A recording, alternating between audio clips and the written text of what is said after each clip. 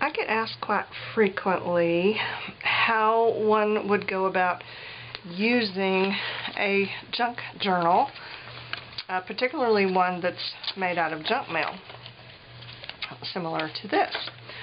So I'm going to show you one idea for that and give you links to some of my previous videos that show how I've used various junk journals. You know, there's no one right way to use it. It can be used for any function that you would use any other journal for, but I do realize there's a little bit of a challenge when you have a page like this. This is glossy. You can't really write on it. You know, if this is not going to be an art journal that you paint the pages on, then what do you do with it, right? Well, I'll show you what I do with it, and hopefully that will help to give y'all some ideas. This journal started out just like this, and I think I did this on a video where I just put this little thing together. It's nothing but some boring junk mail, not even pretty junk mail. It's ugly junk mail, and a window envelope. That's it. And what I did was I took and on my sewing machine I ran a stitch up the middle to bind the pages into the journal. That's how I did the binding. And then I used a decorative piece of scrapbook paper and just glued it to, this was the window envelope that was the cover, just glued it to the front and back window envelope pieces. And that made my little journal cover. This is from Canvas Corp paper right here. This was a little, I think it was a Prima flower that I've had for eons. And then I glued in, that's a little piece of a vintage opaque rhinestone. And it still had its little brass setting. So I just glued that in the middle. I thought that was pretty. And on this particular journal, I added a pocket here because I had another little book that I was carrying with me at the time that I'd slipped in this back pocket. But that book is one that goes in my bag in my purse, so that's where it actually lives. But for this particular function I had it here, and that's why that pocket's empty. And this, I could still add stuff to this. I could leave it just like it is, you know, whatever. Don't have to make this, you know, difficult, just have fun with it. So here is what this little guy looks like when I glued the scrapbook paper to the window envelope cover. I didn't glue the window part. I left it so that I could slip a tag in there, and I can write stuff on that if I want to, or just make it a little decorative doodah. That came out of a fortune cookie.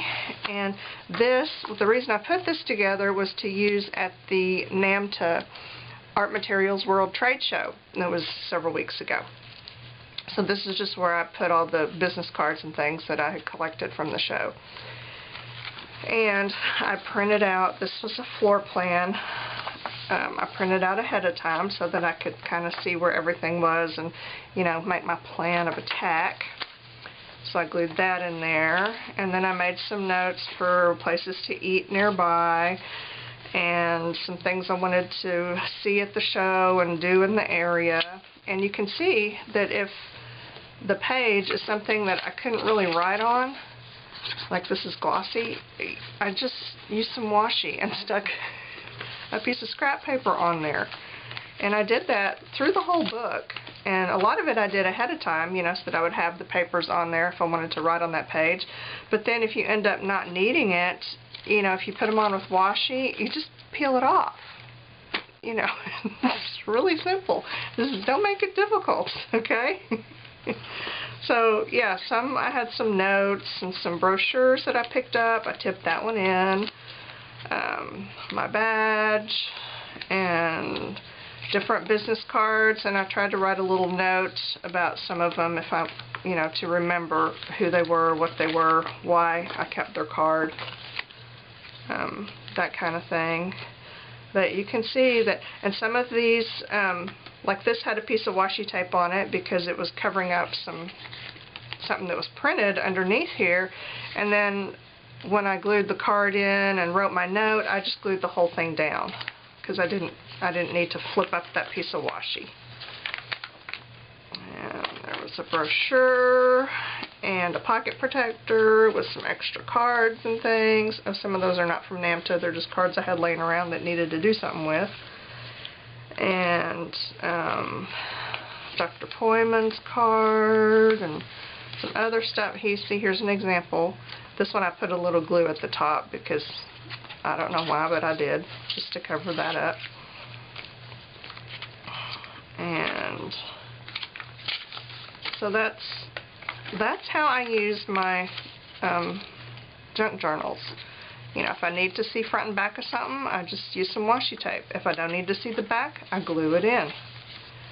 I cover up areas that have print on them if I think I need to. If not, I don't. See, I didn't even come close to using this whole book, but it's fine. It's junk mail. So what if there's blank pages? You know, it's not like a journal that I went out and bought and paid for where I feel compelled to fill every page completely so I can get my money's worth. No. This is perfectly fine. I love that. That was our silverware at dinner one night. Came in one of those, and it, you know, I like that. So there is an idea for you on how to make good use of your junk mail journal and what to do with those pages that you can't really write on. You don't know what to do. You just put scrap paper on it. You know, if it's done and you didn't need those pages, you want to pull them out, go ahead, pull them out. You know, don't make it hard. This is easy and fun, and it should be. So I'm going to put links to some of my previous videos that show some of my other favorite junk journals that are that I've actually worked in, so that you can see that. And then hopefully this will clear up any questions or concerns you have, or maybe just give you that little nudge to actually use some of the journals that you're making. Not that I think you necessarily have to, because I'm all about making stuff that never gets used. I'm perfectly fine with that. But not everyone is. I get it. It's okay. So, that's all. The end.